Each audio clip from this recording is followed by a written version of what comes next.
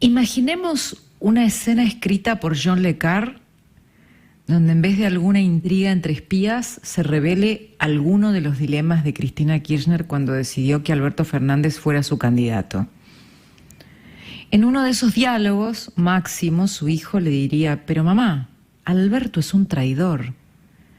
Y ella le respondería: sí, hijo, pero es un traidor de los nuestros.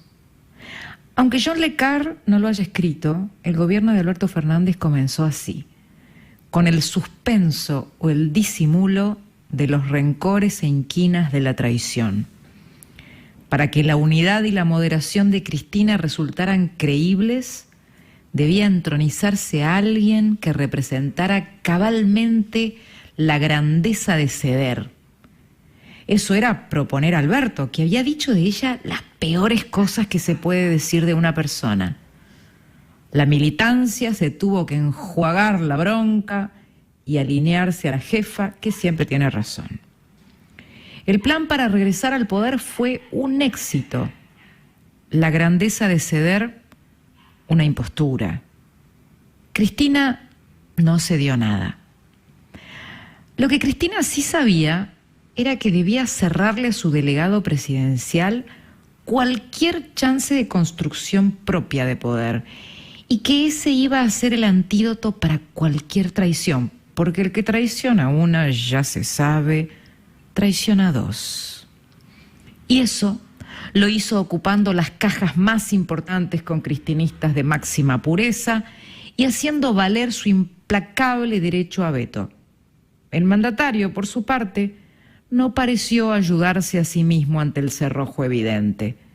Quedaron esperándolo los gobernadores del PJ y los gremios, que terminaron en fila retornando al besamanos de Cristina.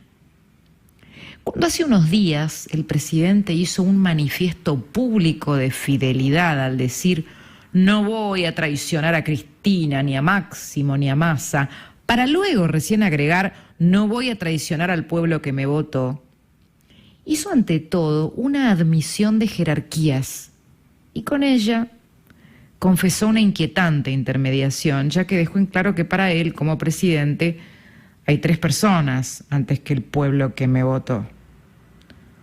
¿Para quién trabaja el presidente como presidente? Esa tensión entre su fidelidad a Cristina y su fidelidad al rol institucional marca la crisis existencial con que nació su presidencia, pero que él, además, no pudo, no quiso o no supo superar. Alberto Fernández nunca hubiera sido presidente sin la transfusión de poder que le hizo Cristina en un ejercicio de pragmatismo tan inapelable como maquiavélico. La realpolitik se electrizó hasta el espinazo con una jugada que nadie esperaba y que, por lo drástico del aparente sacrificio, convenció a muchos autodenominados moderados o centristas que venían enojados con el gobierno de Macri. Al resto lo hizo la unión del peronismo. Ella supo crear la mayoría para ganar, que es lo que vale, pero ya está visto, ganar es una cosa y gobernar, amigos, es otra, porque aquella antigua traición había sido disimulada y el presidente iba a tener que actuar y sobreactuar fidelidad hasta el día en que la desconfianza emergiera tanto a la superficie que fuera necesario para perplejidad de un país que tuviera que verbalizar que no es un traidor. ¿En qué situación una persona debe jurar que no traicionará? Es algo que ni se abarca en los vínculos de confianza. De hecho, la confianza hace posible avanzar con certeza en asuntos que la mínima sospecha de una traición pondría en jaque. La ausencia de un plan económico, de un acuerdo con el Fondo Monetario, son 2 ejemplos de obstruccionismo de una interna feroz que tiene en pausa el destino de cuestiones vitales para el país, mientras otras, que solo le importan a Cristina por su destino judicial, adquieren inusitada agilidad. Pero volvamos a la sombra de la traición. Cuando uno pregunta en los círculos políticos por qué Alberto aceptó ser candidato luego de haberse manifestado en las antípodas de Cristina, La primera respuesta es: ningún político se perdería la chance de ser presidente. Bueno, la respuesta es correcta, porque el político busca ante todo el poder y luego se ve qué puede hacer con ese poder. Criatura sensual y engañosa, si las hay, ¿no? El poder, que hace creer que se entrega por entero, pero nunca es de nadie. Y más allá de la naturaleza del poder, lo interesante es el origen del poder, que en una democracia es el voto popular. Cristina era quien tenía los votos y luego el cristinismo llegó a instalar, ¿se acuerdan? Que ni siquiera hubiera necesitado a Alberto, porque como dijo ella misma, ya siendo vicepresidenta electa ante un tribunal que la investiga como jefa de una asociación ilícita, a mí me absolvió la historia. Eso dijo Cristina. Ni habían asumido. Y así el gobierno de Alberto, antes de asumir, tenía ese mandato: que los tribunales estuvieran de acuerdo con la historia según la interpretación de Cristina. Cristina, que está antes que el pueblo en el discurso de Alberto. Alberto, que firmó un pacto no escrito, aunque fuera inexplicable su contorsión moral. ¿Cómo se desanda la retórica luego de acusar a Cristina de encubrir a los acusados por el atentado a la AMIA y traicionar a la patria, por ejemplo?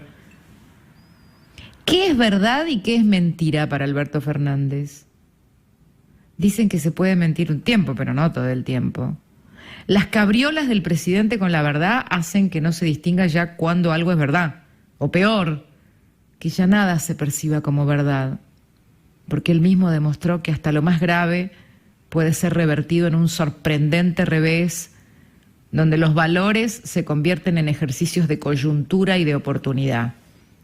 Esa labilidad no es solo producto de su personalidad o de una ostensible amoralidad, sino de su falta original de poder, que lo hizo transitar la presidencia como un penitente y que lo enfrenta a una elección de medio término en la que de antemano será el padre cantado de la derrota, porque si hay un triunfo, por más módico que sea, será triunfo de Cristina.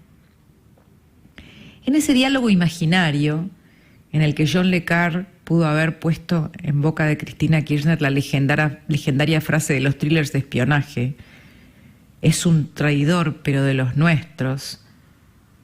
Cristina sabía ante todo que dándole la presidencia, él estaría atado por siempre al cordón umbilical de su poder.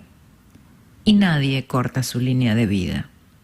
Cristina anticipó con destreza que Alberto no iba a construir poder y por otro lado le obstruyó esa construcción al tiempo que ocupaba los resortes de poder en el gobierno y de a poco profundizaba la anemia, avanzando sobre ministerios ocupados por fieles del albertismo nonato.